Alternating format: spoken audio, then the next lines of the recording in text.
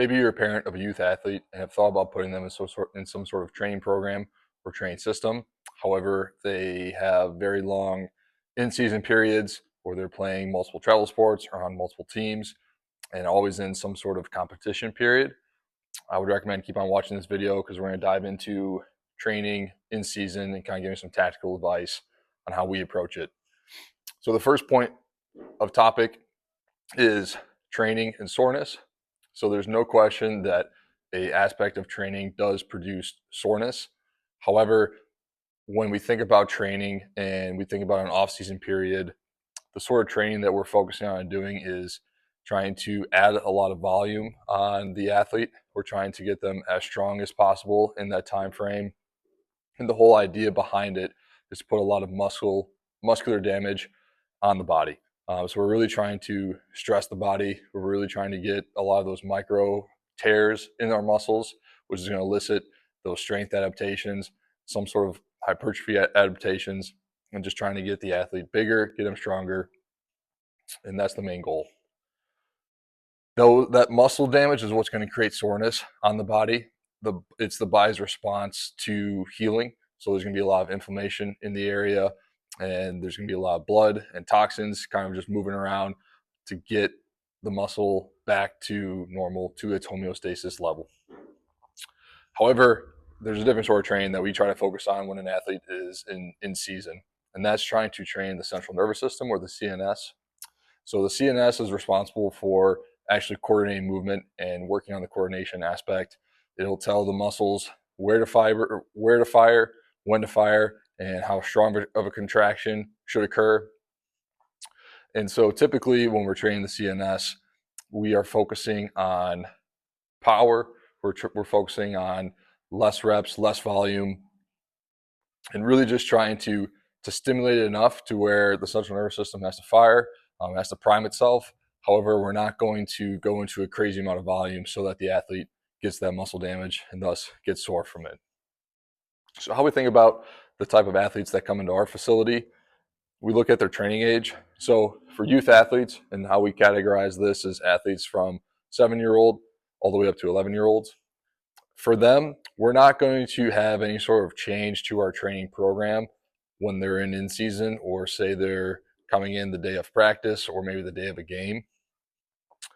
For these athletes, our main focus is it's on movement patterns. It's on gaining movement proficiency.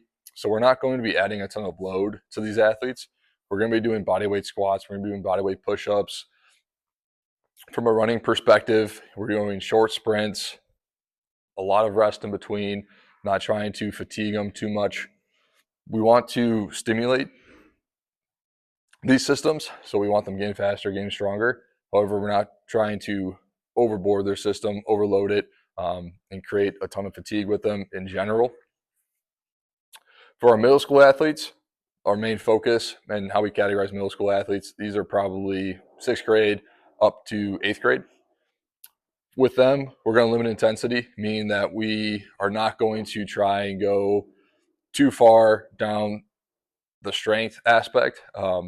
Every athlete that comes in here every week and every day of their sessions, they're writing down their weights on a session by session basis. So we know what athletes have done in the past, and we are going to take that into consideration and try to pull back a little bit. So maybe they've been doing front squats at 95 pounds. Now we're going to take that down to 65 pounds. If they are, coming in here the day of the game, they're in season, those sort of factors and considerations. The other thing that we are going to look at is their volume. So maybe they're having to come in and do 24 total reps of front squats. Now maybe we're going to take that back to 18, maybe 15. Kind of depends on where they're at in their progression. Depends when practices are, when their games are. We're looking at all those things and coming to a conclusion on what they should be doing for that day of training. For our high school athletes, now the freshmen through seniors that are coming in and training with us, our main focus with them, we're going to decrease their volume. So we're going to take it way down. So typically, that might look like 9 reps, might look like 12 reps. But what we're going to do with them is that we're actually going to increase intensity. So the idea here is that they've been training for a while. They have a pretty good background. They're pretty skilled at it. So they can push weight and still maintain that form, at higher intensities, at higher loads. And so what we're trying to do with them is we really want to stimulate that CNS. By limiting the volume and increasing the weight, the central nervous system is really going to have to fire to perform the lift. And by doing this and decreasing that volume, we're not going to have that same sort of muscle damage that we would get if we're pushing volume and having moderate to heavy weight.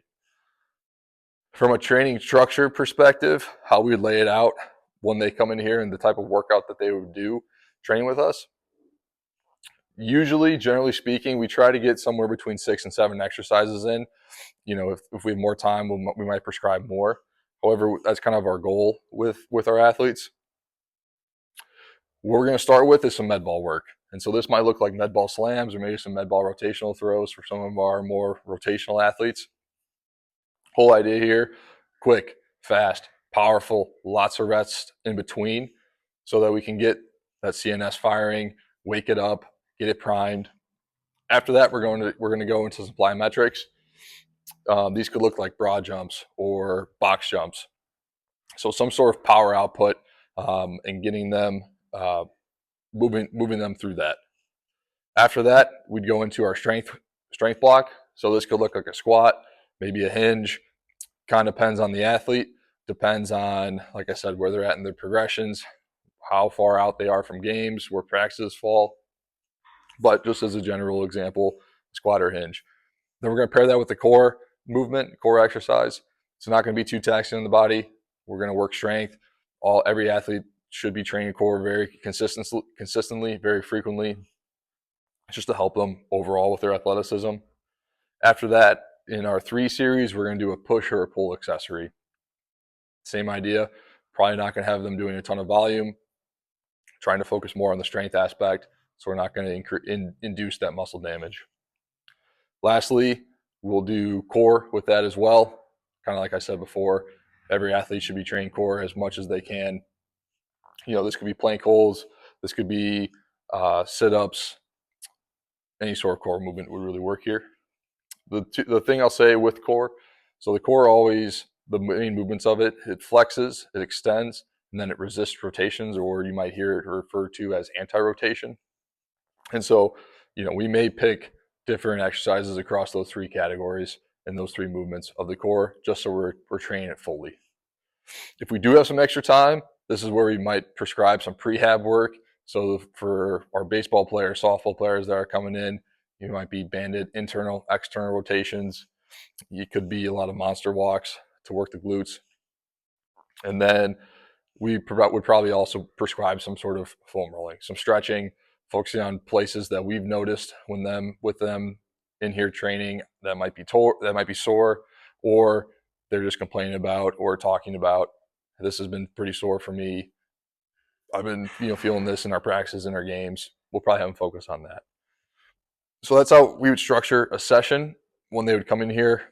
And that, like I said, in-season training could be when they have practice, when they have games.